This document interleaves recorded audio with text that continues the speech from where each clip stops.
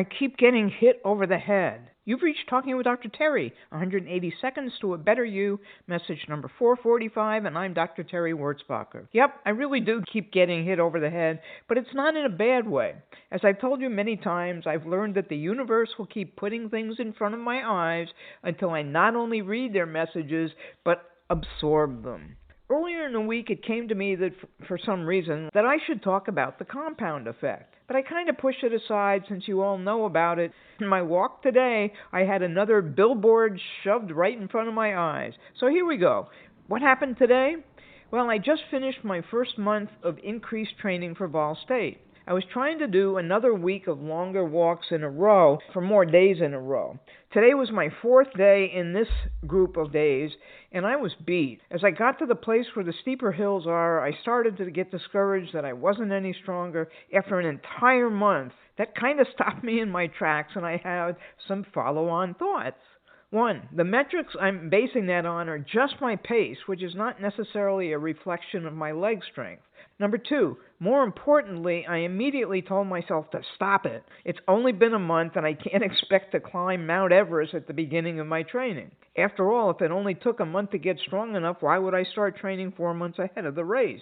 Number 3, I thought about the compound effect and how every day my muscles are being built up, that it takes me being consistent and persistent for the results to show. As you know, the compound effect is basically that tiny improvements stack up on top of one another and each gain builds on the last. Progress accelerates over time as long as you are consistent and persistent. But I also think the reverse might be even more beneficial, and this is what I thought about earlier in the week but couldn't quite put into words. But let's say you want to cut down on eating junk foods or too many snacks.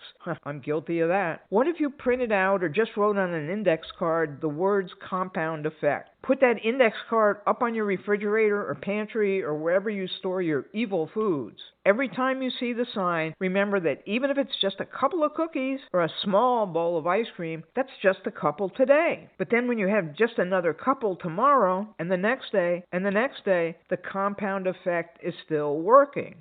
Those small, consistent, and persistent steps are going to add up, and so will the pound. Remember that old adage, you'd be less likely to overeat if eating just one serving of ice cream, for instance, showed up on the scales right away. But it doesn't happen that way, so we ignore it. Instead, we eat until the scale tells us the compound effect has been working. I know that remembering this simple effect has already made a difference in my daily practices. Be consistent and persistent in having a diamond day.